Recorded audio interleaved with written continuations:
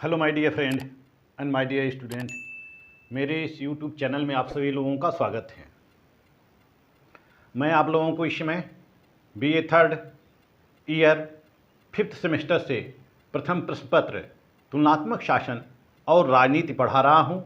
तुलनात्मक शासन और राजनीति के अंतर्गत मैं आप लोगों को यूनिट 6 के अंतर्गत अमेरिकी राष्ट्रपति के बारे में बता रहा हूं। पिछले वीडियो में आपको अमेरिकी राष्ट्रपति के अंतर्गत निर्वाचन प्रक्रिया बताई थी कि राष्ट्रपति का निर्वाचन कैसे होता है, प्रोसेस क्या होता है, कितने स्टेप होते हैं राष्ट्रपति के निर्वाचन में। जैसा कि अमेरिका के राष्ट्रपति का निर्वाचन बहुत ही जटिल प्रक्रिया के द्वारा होता है। जटिल प्रक्रिया का मतलब कई स्टेप होता है, डायरेक्ट नहीं होता है, इनडायरेक्ट रूप से होता है। पहले प्रतिनिधियों का चुनाव होता है, फिर प्रतिनिधि राष्ट्रीय सम्मेलन में भाग लेते हैं। राष्ट्रीय सम्मेलन में राष्ट्रपति के नाम तय होते हैं। राष्ट्रपति के नाम के ऊपर मतदान होता है। जो बहुमत प्राप्त करता है उसी को उम्मीदवार घोषित किया जाता है। इसके पश्चात निर्वाचक मंडल का चुनाव होता है। पूरे 50 राज्यों से निर्वाचक मंडल का चुनाव होने के पश्चात फिर वोट डाले जाते हैं। उसके पश्चात सीनेट में गिनती होती है वोटों की, निर्वाचक मंडल के वोटों की सीनेट में गिनती होती है। सीनेट में जब गिनती हो जाती है तो जो बहुमत प्राप्त करता है उसको राष्ट्रपति पद के लिए घोषित कर दिया जाता है, विजयी घोषित कर दिया जाता है। और 20 जनवरी को यह राष्ट्रपति शपथ ग्रहण करता है। तो इस वीडियो में हम देखेंगे राष्ट्रपति के कार्य और शक्तियाँ, power and function of USA president. इस वीडियो में हम पढ़ेंगे राष्ट्रपति के कार्य और शक्तियाँ, पावर और फंक्शन। जैसा कि अमेरिकी संविधान के अनुच्छेद 2 में राष्ट्रपति के बारे में प्रावधान किया गया है। तो अनुच्छेद 2 में यह कहा गया है कि अमेरिका की समस्त कार्यपालिका शक्ति राष्ट्रपति में निहित होगी।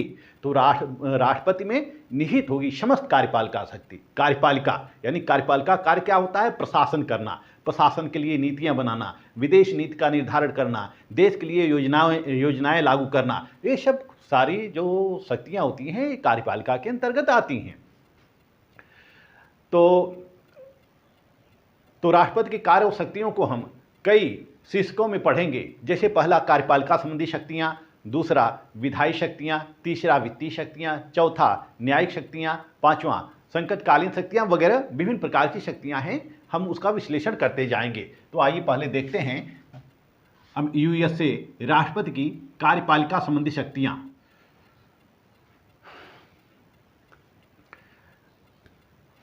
अमेरिका में राष्ट्रपति ही कार्यपालिका का प्रधान होता है। वही वास्तविक शासक होता है, वही संवैधानिक शासक होता है।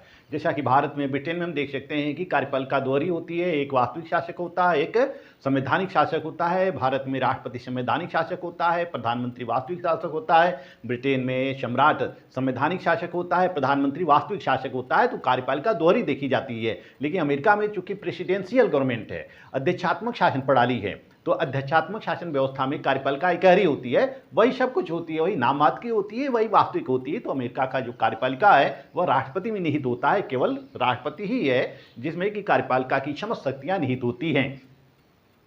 जैसा कि आग एवं रे कहते हैं, आग एवं रे कहते हैं। जैसा कि आग एवं रे कहते हैं कि राष्ट्रपति प्रमुख विधि निर्माता है, दलीय नेता, राष्ट्रीय हितों का सामान्य संरक्षक है, या अन्य चाहे जो कुछ भी हो, वह सर्वप्रथम एक कार्यपालिका है।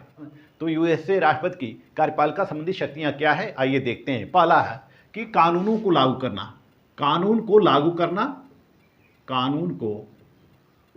करना और व्यवस्था बनाए रखना, इस वीडियो का पीडीएफ या इस टॉपिक का पीडीएफ आप मेरे टेलीग्राम चैनल से political science by doctor Anand Singh से प्राप्त कर सकते हैं। आप मेरे टेलीग्राम चैनल पर जाकर पीडीएफ अपलोड कर सकते हैं। इसको मैं लोड कर दूंगा। तो कानून को लागू करना और व्यवस्था बनाए रखना राष्ट्रपति का, किसी भी देश के राष्ट्रपति या शासक का यह कार्य होता है कि वह कानून को लागू करे और शांति व्यवस्था बनाए रखे। शांति व्यवस्था बनाए रखने के लिए जो कुछ भी संभव है वह कार्य करे। तो चूंकि अमेरिका का राष्ट्रपति या किसी भी देश का कार्यपालिका का जो प्रमुख होता है वह शपथ लेता है, शपथ ग्रहण में वह यह कहता है कि मैं संविधान को परिरक्षित यानी कि प्रिजर्व, परिरक्षित का मतलब प्रिजर्व, संरक्षित मतलब प्रोटेक्ट और प्रतिरक्षित यानी कि डिफेंड करूंगा। यानी कि ये इस प्रकार का वो शपथ लेता है कि मैं संविधान को परिरक्षित, संरक्षित, प्रतिरक्षित करूंगा। तो उसका यह कार्य होता है कि वह संविधान की रक्षा करे, संविधान में जो नियम बनाए गए हैं उस नियमों के अनुसार प्रशासन करे, और इसके अलावा जो कांग्रेस विधि बनाती है, कांग्रेस क्या है? यह अमेरिका की संसद है, यह अमेरिका की संसद है, उसी को हम कांग्रेस कहते हैं। और कांग्रेस जो भी कानून बनाए उस कानूनों को लागू करे, उस कानूनों के अनुसार शासन करे। तो कांग्रेस के द्वारा बनाए गए कानूनों को लागू करना कार्यपालिका का कार्य होता है। और वह इसके अलावा वह अपने 50 राज्यों में, अमेरिका में कितने राज्य हैं? 50 राज्य हैं। तो 50 राज्यों में राष्ट्रपति का यह दायित्व है कि इसमें शांति व्यवस्था बनाए रखे, और शांति व्यवस्था बनाए रखे यानी कि कहीं उपद्रव होता है, दंगे होता है, तो इस स्थिति में राष्ट्रपति विशेष शक्तियों का प्रयोग कर सकता है, वहाँ पर सेना भेज सकता है और दंगों को रुकवा सकता है, बंद करवा सकता है, उनको गिरफ्तार कर सकता है। यानी कि शांति व्यवस्था बहाली के लिए वह कुछ भी कर सकता है, वह सैन्य शक्ति का भी प्रयोग कर सकता है। दूसरा, ये सब कार्यपालिका संबंधी शक्तियों के अंतर्गत आएगा। दूसरा, नियुक्तियां करना। राष्ट्रपति जब शपथ ग्रहण कर लेता है, शपथ ग्रहण करने के पश्चात वह अपने देश का शासन चलाने के लिए, प्रशासन चलाने के लिए विभिन्न संघीय पदाधिकारियों की नियुक्तियां करता है। जैसे कि जब राष्ट्रपति शपथ ग्रहण कर लेता है या निर्वाचित हो जाता है तो देश के प्रशासन करने के लिए विभिन्न मंत्रियों की नियुक्ति करता है। तो ये जो मंत्री होते हैं ये क्या होते हैं? यह राष्ट्रपति के सचिव होते हैं। जो मंत्री होते हैं वो उसी के दल से प्राय होते हैं, अपने ही दल के सदस्यों को वह मंत्रिमंडल में नियुक्त करता है। तो इस तरह से देश का प्रशासन चलाने के लिए वह मंत्रियों की नियुक्ति करता है। चूंकि अमेरिका में 12 विभाग है तो 12 विभाग के लिए वह 12 मंत्रियों की नियुक्ति कर देता है। इसी तरह से अन्य सचिवों की नियुक्ति करता है, विभिन्न संघीय पदाधिकारियों की नियुक्ति करता है, न्यायाधीशों की नियुक्ति करता है, राजदूतों की नियुक्ति करता है, वाणिज्य दूतों की नियुक्ति करता है, संघीय आयोग के अध्यक्षों की नियुक्ति करता है, संघीय आयोग के सदस्यों की नियुक्ति करता है, और विभिन्न प्रकार की इसी तरह से नियुक्तियां करता है अपने प्रशासन चलाने के लिए। जिस तरह से हम देखते हैं कि हमारे यहाँ जो कार्यपालिका होती है वह राज्यपाल की नियुक्ति करती है, न्यायाधीशों की नियुक्ति करती है, चुनाव आयोग का नियुक्ति करती है, और विभिन्न जितने भी आयोग होते हैं, जितने भी संघीय पदाधिकारी हैं, सबकी नियुक्ति करती है, कार्यपालिका के द्वारा किया जाता है। इसी तरह से अमेरिका में भी कार्यपालिका यानी कि राष्ट्रपति के द्वारा विभिन्न संघीय पदाधिकारियों की नियुक्तियां की जाती हैं। परंतु इन नियुक्तियों को सीनेट के द्वारा 2/3 बहुमत से अनुसमर्थन मिलना चाहिए या अनुमोदन मिलना चाहिए। सीनेट के द्वारा अनुमोदन मिलना चाहिए। सीनेट अगर अनुमोदन नहीं देती है तो वह नियुक्तियां वैध नहीं मानी जाती हैं। लेकिन इस संबंध में एक प्रथा विकसित हुई है कि जब सीनेट का अधिवेशन नहीं चल रहा होता है, सीनेट का जब अधिवेशन नहीं चल रहा होता है तो ऐसी स्थिति में, जब अधिवेशन नहीं चलता है, ऐसी स्थिति में राष्ट्रपति किसी भी व्यक्ति को पदाधिकारी नियुक्त करता है, अधिकारी नियुक्त कर सकता है, पद पर नियुक्त कर सकता है। और लेकिन जब सीनेट का अधिवेशन प्रारंभ होता है तो उस अधिवेशन में इसको अनुमोदन मिलना आवश्यक होता है। तो अमेरिकी सिस्टम में ऐसी व्यवस्था हो गई है कि जब तक सीनेट का अधिवेशन नहीं होता है तब तक वह नियुक्त करता है, जब सीनेट का अधिवेशन होता है तो उसको हटा देता है, सीनेट का अधिवेशन जब समाप्त हो जाता है तो फिर उसी व्यक्ति को नियुक्त कर देता है। इस तरह से अस्थायी रूप से राष्ट्रपति विभिन्न पदों पर नियुक्तियां करता रहता है बिना सीनेट के समर्थन के। लेकिन अमेरिका में एक सिस्टम हो गया है सीनेट का शिष्टाचार। सीनेट का शिष्टाचार का मतलब है कि राष्ट्रपति जो भी नियुक्तियां करता है, सीनेट प्रायः उसका अनुमोदन कर देती है। सीनेट किसी प्रकार का व्यवधान उत्पन्न नहीं करती है, किसी किसी मामलों में कर सकती है, लेकिन प्रायः जो होता है, अक्सर जो होता है, सीनेट उस नामों का समर्थन कर ही देती है। राष्ट्रपति जिस राज्य में संघीय पदाधिकारियों की नियुक्ति करता है तो उस राज्य के सीनेटर से वह परामर्श कर लेता है। उस राज्य का सीनेटर, हर राज्य से कितने सीनेटर होते हैं? 2 सीनेटर होते हैं। तो उस राज्य के सीनेटर से वह पहले परामर्श कर लेता है। जैसे कि मान लीजिए कि टेक्सास या कैलिफोर्निया में किसी संघीय पदाधिकारी की नियुक्ति करनी है तो कैलिफोर्निया के जो 2 सीनेटर होते हैं उनसे राष्ट्रपति परामर्श ले लेता है, उसके पश्चात नियुक्तियां कर देता है, तो यह सीनेटर मिलकर उस नियुक्तियों को स्वीकृत करा लेते हैं, सीनेट से उस नियुक्तियों को स्वीकृत करा लेते हैं। तो इस तरह से सीनेट का अनुमोदन आवश्यक होता है, अन्यथा वह नियुक्तियां अवैध मानी जाती हैं। इसको कर देते हैं हम ए, क्योंकि इसमें कई पॉइंट हैं इसलिए ए भी करके हम चलेंगे। अब सी को देखते हैं। सी, प्रशासन करना। राष्ट्रपति का कार्य ही होता है क्या? प्रशासन करना। और इस प्रशासन करने के संबंध में वह विभिन्न प्रकार का नियम बनाता है, उपनियम बनाता है। राष्ट्रपति भी अपने प्रशासनिक नियम बनाता है और प्रशासनिक नियमों के अनुसार वह शासन करता है, संचालन करता है, विभिन्न देशों की व्यवस्थाओं को देखता है, यानी कि विभिन्न राज्यों की व्यवस्थाओं को देखता है। विभिन्न राज्यों में जो संघीय विषय होते हैं, संघीय विषयों के ऊपर प्रशासन करता है। प्रशासन वह किस पे करता है? संघीय विषय के ऊपर प्रशासन करता है। संघीय सूची में जो विषय दिए होते हैं उस संघीय सूची के विषयों के ऊपर ही प्रशासन करता है। राज्य सूची के विषयों के ऊपर प्रशासन नहीं करता है। जिस तरह से हमारे यहाँ प्रधानमंत्री प्रशासन करता है, इसी तरह से अमेरिका में राष्ट्रपति प्रशासन करता है। यानी कि जिस तरह से हमारे यहाँ प्रधानमंत्री के द्वारा प्रशासन किया जाता है, पूरे देश का प्रशासन किया जाता है। संघ सूची के समस्त विषयों पर कानून बनाने का अधिकार संघीय संसद को होता है, उस पर प्रशासन करने का अधिकार केंद्र संघीय कार्यपालिका को होता है। यही प्रक्रिया वही है, यानी कि शक्तियाँ करीब करीब समान है। भारतीय प्रधानमंत्री को ले लें और अमेरिका के राष्ट्रपति को ले लें तो शक्तियाँ थोड़ी बहुत समान है, थोड़ी बहुत शक्तियाँ मिलती जुलती प्रतीत होती है, लेकिन अमेरिका का राष्ट्रपति मोस्ट पावरफुल है अपेक्षा इंडियन प्राइम मिनिस्टर के। तो वह प्रशासन करता है, वह नियम बनाता है, उपनियम बनाता है और विभिन्न अधिकारियों की नियुक्ति करता है। अधिकारियों की नियुक्ति करके वह प्रशासन करता है, योजनाएं लागू करता है इत्यादि विभिन्न कार्य करता है। संघीय सूची के समस्त विषयों पर प्रशासन करता है। ABC। नेक्स्ट देखते हैं क्षमादान का अधिकार। राष्ट्रपति को क्षमादान का अधिकार प्रदान किया गया है संविधान के अनुसार।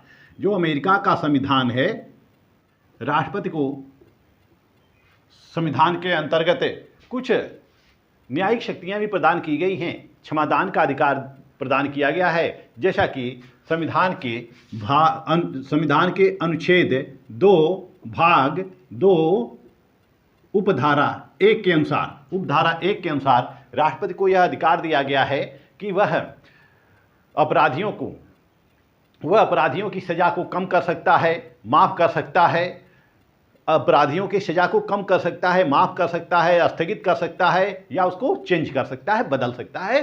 तो अनुच्छेद 2 के अंतर्गत भाग 2 उपधारा 1 के अंतर्गत राष्ट्रपति को क्षमादान की शक्तियां प्रदान की गई हैं। परंतु क्षमादान की जो शक्तियां हैं वह संघीय कानूनों के अंतर्गत हैं, संघीय सूची के अंतर्गत है। यदि कोई व्यक्ति संघीय कानूनों के अंतर्गत अपराध करता है या संघीय विषयों के अंतर्गत अपराध करता है तो राष्ट्रपति सिर्फ संघीय सूची से संबंधित किए गए अपराधों के संबंध में ही क्षमादान कर सकता है, अन्यथा नहीं कर सकता है। इसी तरह से राष्ट्रपति सर्व क्षमा या एमनेस्टी भी प्रदान कर सकता है। जैसे कहीं दंगा होता है या जैसे कहीं दंगा हो जाता है और दंगे में गिरफ्तार किए गए जो उपद्रवी होते हैं उनको आम माफी के तहत राष्ट्रपति सर्व क्षमा भी प्रदान कर सकता है। तो राष्ट्रपति को कुछ क्षमादान की शक्तियां भी प्रदान की गई हैं। ABC। D। E देखते हैं विदेश नीति का संचालन। विदेश नीति का संचालन, राष्ट्रपति विदेश नीति का मुख्य प्रवक्ता होता है। इसको हम विदेश नीति कह सकते हैं या परराष्ट्र नीति कह सकते हैं। परराष्ट्र नीति का मतलब दूसरे राष्ट्रों के लिए नीतियां तैयार करना, यानी कि विदेश नीति का संचालन करना। राष्ट्रपति विदेश नीति का निर्धारण करता है और वह विदेश नीति का मुख्य प्रवक्ता होता है। USA की जो विदेश नीति होती है मुख्य रूप से राष्ट्रपति के ऊपर डिपेंड करती है। जैसा राष्ट्रपति का व्यक्तित्व होता है उसी के अनुरूप वह विदेश नीति बनाता है, निर्माण करता है और विदेशों को प्रभावित करता है, अन्य देशों को प्रभावित करता है। जैसा कि लास्की का कहना है कि वैदेशिक कार्यों के क्षेत्र में राष्ट्रपति की स्थिति निर्णायक है, यद्यपि सीनेट को कुछ निषेधात्मक अधिकार मिले हुए हैं। इसी तरह से हेमेन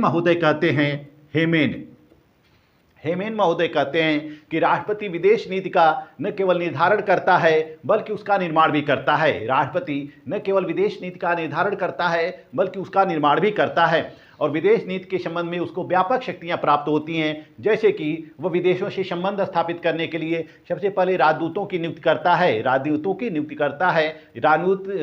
की नियुक्ति का अधिकार राष्ट्रपति के पास होता है। वही विभिन्न देशों में राजदूतों की नियुक्ति करता है और वह अमेरिकी विदेश नीति का प्रवक्ता होता है। जैसा कि अमेरिका के इतिहास में विभिन्न ऐसे राष्ट्रपति हुए हैं जो कि विदेश नीति के लिए प्रसिद्ध हुए हैं, जैसे कि मुनरो ने सिद्धांत दिया जिसको मुनरो सिद्धांत कहा जाता है। इसी तरह से राष्ट्रपति ट्रूमैन ने जो कॉन्सेप्ट बनाया उसको ट्रूमैन सिद्धांत कहा जाता है। इसी तरह से मध्य पूर्व का सिद्धांत आइजनहावर ने दिया। इसी तरह से अमेरिका के इतिहास में विभिन्न ऐसे राष्ट्रपति रहे हैं जिन्होंने अपने देश की नीति को मजबूत किया है और विभिन्न देशों को प्रभावित किया है। इसके अलावा जो अमेरिकी सरकार होती है जिसको हम फेडरल गवर्नमेंट भी कहते हैं, जो फेडरल गवर्नमेंट होती है वह विदेशी राज्यों को मान्यता प्रदान करती है। यानी कि जो विदेशी राज्य का अस्तित्व उत्पन्न होता है तो उस विदेशी राज्यों को मान्यता प्रदान करती है या विभिन्न देशों से संधि करती है, वार्ता करती है, समझौते करती है। संधि वार्ता और समझौते करती है। इन संधि वार्ता और समझौतों को सीनेट के द्वारा स्वीकृत कराना आवश्यक होता है। संधि वार्ता समझौते करती है, विभिन्न देशों से समझौता होता है और वह समझौता के अंतर्गत उस जो संधियां की जाती हैं समझौते के अंतर्गत उस संधियों को सीनेट का अनुसमर्थन मिलना आवश्यक होता है। इसी तरह से जो अमेरिका का राष्ट्रपति होता है वह विदेशों में रह रहे नागरिकों का संरक्षण करता है। जैसे कि अमेरिका के नागरिक भारत में रह रहे हैं तो भारत में अमेरिकी नागरिकों के ऊपर कोई आपदा आ जाती है तो इसकी जिम्मेदारी किसकी होती है? उस राष्ट्रपति की होती है। वह राष्ट्रपति यहाँ के सरकार से संपर्क स्थापित करता है और अपने नागरिकों का कुशल क्षेम पूछता है, नागरिकों को सुरक्षित अपने वापस बुलाता है। इस तरह से हम देख सकते हैं कि जब अफगानिस्तान के ऊपर तालिबानियों का आक्रमण होता है, तालिबानियों का कब्जा हो जाता है और तालिबानी हुकूमत स्थापित हो जाती है तो भारत सरकार ने अफगानिस्तान में रह रहे सभी भारतीयों को वापस अपने देश बुलाया। इसी तरह से यदि किसी देश में कोई घटना घटित होती है, युद्ध होता है तो सभी देश अपने अपने नागरिकों को अपने राज्य में, अपने देश में वापस बुलाने लगते हैं। वह अपने नागरिकों के प्रति रिस्पॉन्सिबल होते हैं, चाहे वह विदेश में रहे या कहीं भी रहे, अपने नागरिकों के प्रति रिस्पॉन्सिबल होते हैं। इसी तरह से हम देख सकते हैं कि वह सशस्त्र बलों का सेनापति होता है। जो राष्ट्रपति होता है वह क्या होता है? सशस्त्र बलों का सेनापति होता है। तीनों सेनाओं का सेनाध्यक्ष होता है। मुख्य सेनाध्यक्ष राष्ट्रपति होता है। जैसे हमारे यहाँ राष्ट्रपति थल सेना, वायुसेना, नभसेना का सेनाध्यक्ष तीनों सेनाओं का प्रमुख होता है। अमेरिका का राष्ट्रपति भी तीनों सेनाओं का प्रमुख होता है। तीनों सेनाओं के कमांडर को वह दिशा निर्देशन देता रहता है, उनकी आवश्यकताएं पूर्ति करता रहता है। इसके अलावा अमेरिकी राष्ट्रपति को कुछ संकटकालीन शक्तियां प्राप्त हैं। संकटकालीन शक्तियां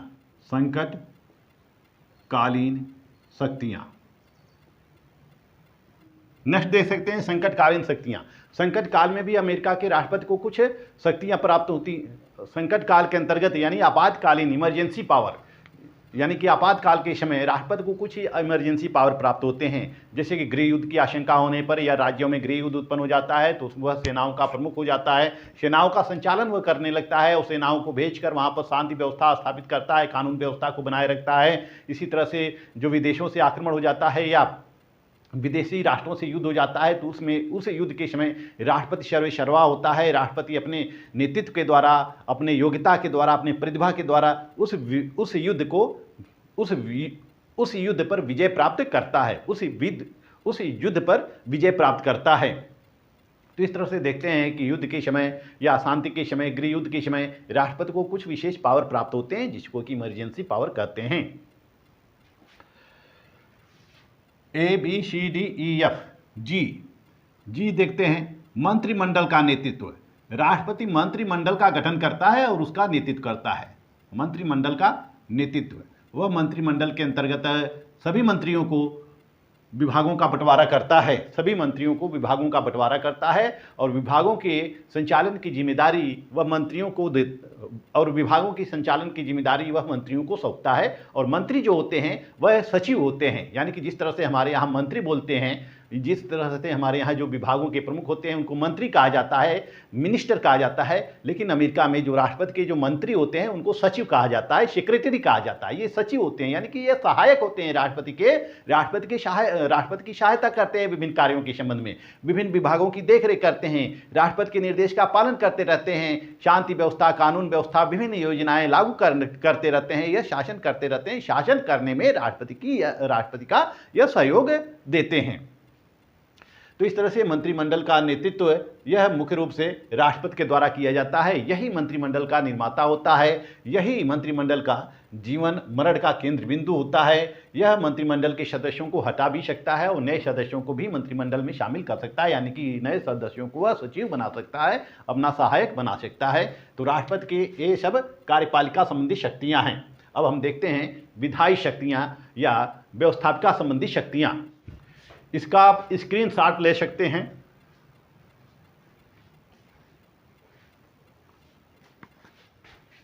आइए अब देखते हैं विधायी शक्तियाँ।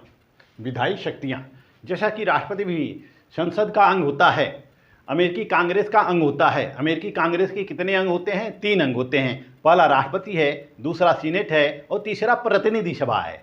तो जो कांग्रेस के द्वारा जो विधेयक पारित होते हैं उस पर राष्ट्रपति का सिग्नेचर होना जरूरी है, राष्ट्रपति की अनुमति मिलना जरूरी है। जब तक राष्ट्रपति का अनुमति नहीं मिलता है तब तक वह विधेयक कानून नहीं बनते हैं। बिल्कुल हमारे जैसी प्रक्रिया है, यानी कि भारत में जिस तरह से संसद के द्वारा कानून पारित होता है, विधेयक पारित होता है, तो जब तक वह विधेयक राष्ट्रपति के पास नहीं जाता है, राष्ट्रपति का हस्ताक्षर नहीं होता है, तब तक वह विधेयक कानून नहीं बनता है। यही प्रक्रिया अमेरिका के कांग्रेस की भी है। कांग्रेस का कार्य होता है विधि बनाना। तो विधियों को दोनों सदनों के द्वारा, यानी कि विधेयक, कांग्रेस का कार्य होता है विधि बनाना। तो जो विधेयक होते हैं वह किसी भी सदन में प्रस्तुत किए जा सकते हैं।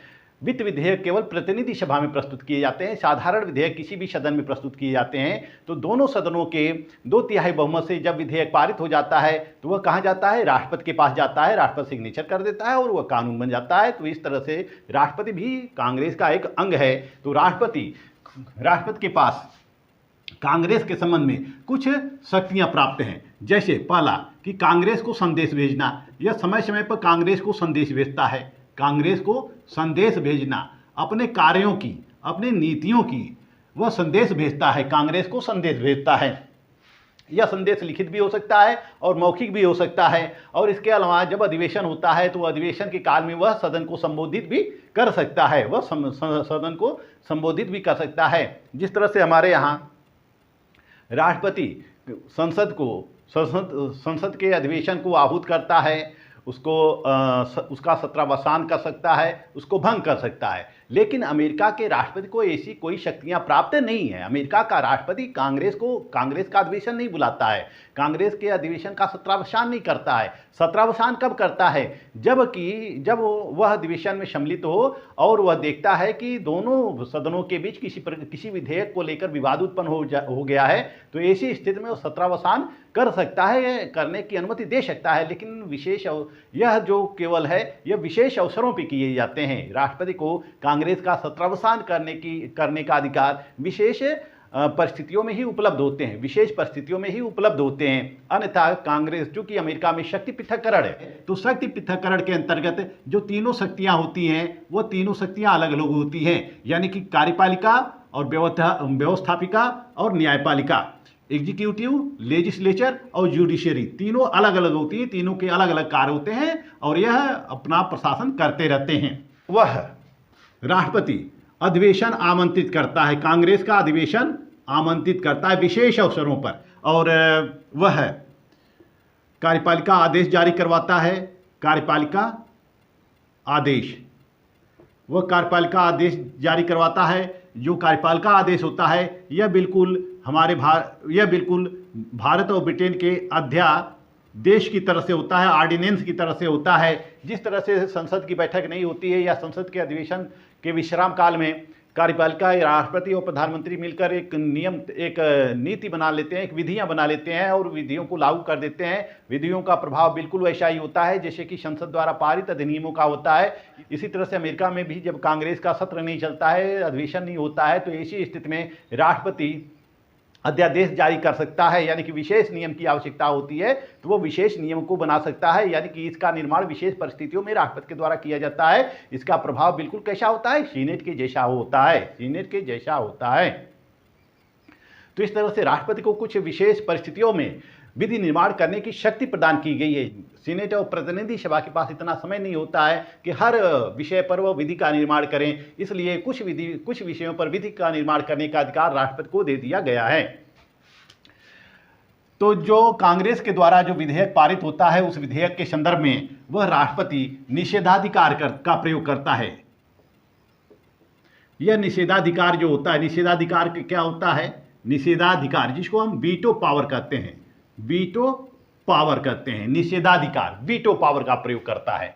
वीटो पावर का प्रयोग कैसे करता है या वीटो पावर क्या होता है? वीटो पावर वह स्थिति होती है जिसमें कि कांग्रेस विधेयक राष्ट्रपति को भेजती है, कांग्रेस विधेयकों को राष्ट्रपति को भेजती है और राष्ट्रपति वो विधेयक पारित नहीं करना चाहता है, तो ऐसी स्थिति में वह वीटो पावर का इस्तेमाल कर सकता है, यानी कि कांग्रेस के द्वारा भेजे गए विधेयकों को वह अस्वीकार कर सकता है।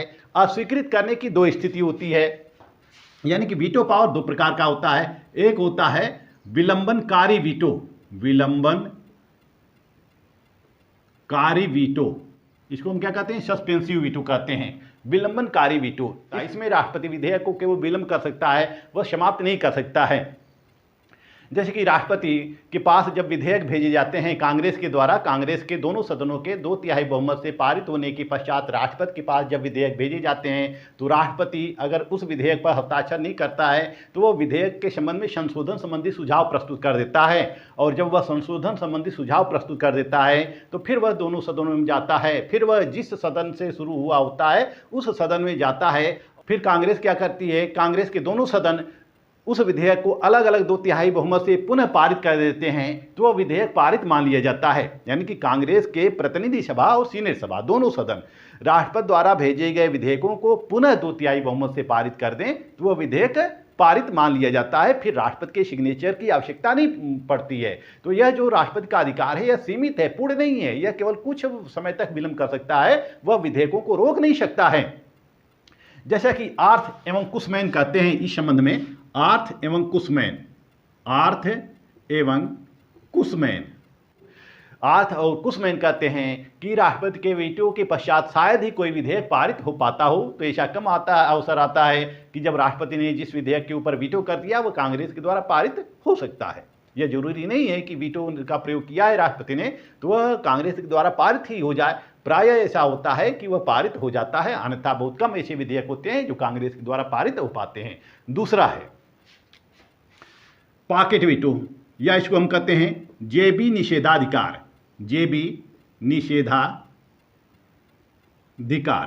इसको हम कहते हैं पॉकेट वीटो, पॉकेट वीटो,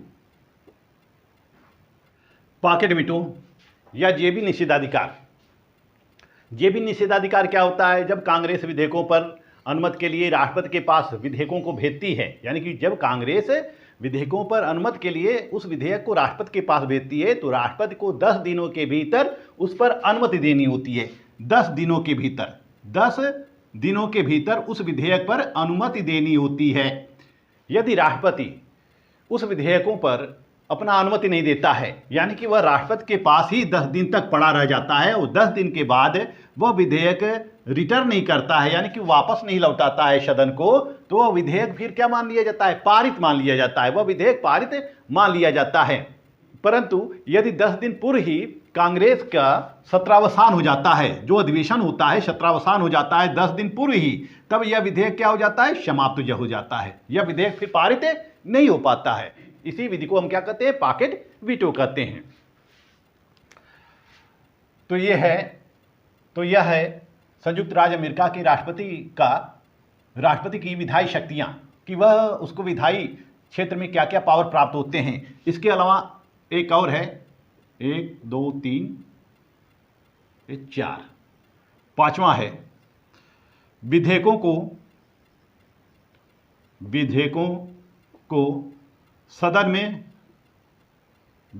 को सदन में प्रस्तुत कराना। जब राष्ट्रपति किसी प्रकार का कानून बनाना चाहता हो, राष्ट्रपति को लगता है कि किसी कानून की जरूरत होती है, तो राष्ट्रपति उस प्रारूप को अपने कर्मचारियों के माध्यम से अपने साथी सांसदों के माध्यम से वह उस विधेयक को कांग्रेस के समक्ष रखवाता है, उस विधेयकों को कांग्रेस के समक्ष रखवाता है। और उसके जो साथी सांसद होते हैं, जो प्रतिनिधि सभा के सदस्य होते हैं या सीनेट के जो सदस्य होते हैं, जो सांसद होते हैं, जो इसके साथी होते हैं या इसके पक्ष में होते हैं या इसके दल के होते हैं, तो वह अपने दलों के सदस्यों से उस विधेयक को पारित करवाने के लिए कहता है। और वह उस दल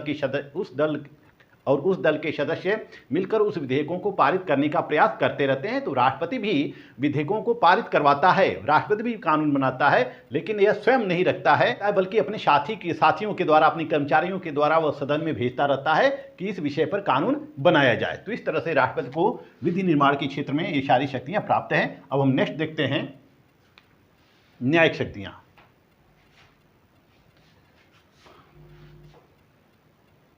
आइए तीसरा पॉइंट देखते हैं, न्यायिक शक्तियाँ। जैसा कि राष्ट्रपति को क्षमादान का अधिकार प्राप्त है, अनुच्छेद 2 भाग 2 उपधारा 1 के अंतर्गत राष्ट्रपति को क्षमादान की शक्तियाँ प्रदान की गई हैं। वह संघीय विषयों के अंतर्गत किसी भी अपराधी की सजा को माफ़ कर सकता है या स्थगित कर सकता है, प्रतिहार कर सकता है या कम कर सकता है। और इसके अलावा राष्ट्रपति को सर्व क्षमा की शक्तियां भी प्रदान की गई हैं, आम माफ़ी की शक्तियां भी प्रदान की गई हैं। वह उपद्रवियों को आम माफ़ी के तहत उनके अपराध को क्षमा कर सकता है, उनको रिहा करवा सकता है।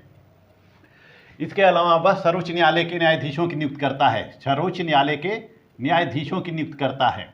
तो यह उसको न्यायिक शक्तियाँ प्राप्त हैं। वित्तीय शक्तियाँ क्या होती है कि राष्ट्रपति अपने वार्षिक आय व्यय का विवरण संसद में या कांग्रेस में प्रस्तुत कराता है। वह सरकार का वार्षिक आय व्यय का विवरण तैयार करता है और उसको कांग्रेस में प्रस्तुत करता है, यानी कि इस बजट को कांग्रेस में प्रस्तुत करता है, कांग्रेस में प्रस्तुत करता है और धन अपने कार्यों के लिए यह धन भी आवंटित कराता है। तो जो सरकार का जो खर्चा होता है प्रत्येक साल का, यानी कि जिसको हम बजट कहते हैं, वह बजट कांग्रेस के द्वारा पारित किया जाता है और फिर राष्ट्रपति को उसके कार्यों के लिए उसको अनुदान भी स्वीकृत किया जाता है। नेक्स्ट है राष्ट्र का नेता। क्योंकि राष्ट्रपति बहुत ही शक्तिशाली होता है, तो राष्ट्र का भविष्य राष्ट्रपति के ऊपर निर्भर करता है। जिस तरह से किसी भी देश का मुखिया जो होता है, वह मुखिया जिस तरह से जैसा उसका व्यक्तित्व होता है वैसे ही देश का भविष्य भी बन जाता है। यदि मुखिया बहुत अच्छा है, व्यक्तित्व उसकी यदि मुखिया बहुत ही शक्तिशाली है, पावरफुल है, तो उसका राष्ट्र भी शक्तिशाली होगा। तो अमेरिका का राष्ट्रपति विश्व के सबसे शक्तिशाली राष्ट्रपतियों में से एक होता है। तो अमेरिका का जो राष्ट्रपति होता है वह पूरे राष्ट्र का नेता होता है। वह केवल वाशिंगटन डीसी का प्रतिनिधित्व नहीं करता है, केवल संघीय विषयों का प्रतिनिधित्व नहीं करता है, बल्कि वह पूरे 50 राज्यों का प्रतिनिधित्व करता है। वह कितने राज्यों का प्रतिनिधित्व करता है? 50 राज्यों का प्रतिनिधित्व करता है। तो इस तरह से हम देखते हैं कि अमेरिकी राष्ट्रपति को विभिन्न प्रकार की शक्तियां प्राप्त हैं और इन विभिन्न प्रकार की शक्तियों को मैंने इस वीडियो में आपको अवगत करा दिया है। आपके जो एग्जाम में क्वेश्चन पूछे जाते हैं वह इस प्रकार पूछे जाते हैं कि राष्ट्रपति के कार्य और शक्तियों का विवेचना कीजिए, या राष्ट्रपति की कार्यपालिका संबंधी शक्तियों का उल्लेख कीजिए, राष्ट्रपति के न्यायिक शक्तियों का उल्लेख कीजिए, राष्ट्रपति के वित्तीय शक्तियों का उल्लेख कीजिए, राष्ट्रपति के विधायिक शक्तियों का उल्लेख कीजिए। तो इस टाइप के क्वेश्चन बनते हैं लघु उत्तरी और दीर्घ उत्तरी में। और दीर्घ उत्तरी में जो क्वेश्चन बनेंगे वह राष्ट्रपति का निर्वाचन कैसे होता है, राष्ट्रपति के निर्वाचन प्रक्रिया को स्पष्ट कीजिए। जो अति लघु उत्तरी क्वेश्चन होते हैं या जो शॉर्ट क्वेश्चन होते हैं, जो वेरी शॉर्ट क्वेश्चन होते हैं, उसमें राष्ट्रपति की योग्यताएं पूछ सकता है, राष्ट्रपति का कार्यकाल पूछ सकता है, राष्ट्रपति का वेतन भत्ते पूछ सकता है इत्यादि। तो इस राष्ट्रपति के ऊपर मैंने 3 वीडियो बनाया है। भाग 1, जो भाग 1 है, उस भाग 1 में मैंने राष्ट्रपति की योग्यताएं, कार्यकाल और विशेषाधिकार इत्यादि मैंने बताया है। और जो भाग 2 है, उस भाग 2 में मैंने राष्ट्रपति की निर्वाचन प्रक्रिया के बारे में बताया है। संपूर्ण विवरण से मैंने आपको अवगत कराया है स्टेप बाय स्टेप। यह जो भाग 3 है, इस भाग 3 के अंतर्गत मैं आपको राष्ट्रपति के कार्य और शक्तियाँ बता रहा हूँ। तो इस वीडियो में राष्ट्रपति समाप्त होता है। नेक्स्ट वीडियो के अंतर्गत मैं अमेरिका का सुप्रीम कोर्ट बताने जा रहा हूँ, संघीय न्यायालय, फेडरल जुडिशरी। मेरा वीडियो आपको अच्छा लगे तो मेरा चैनल लाइक सब्सक्राइब करते रहिए। मिलते हैं नेक्स्ट वीडियो में, तब तक के लिए धन्यवाद।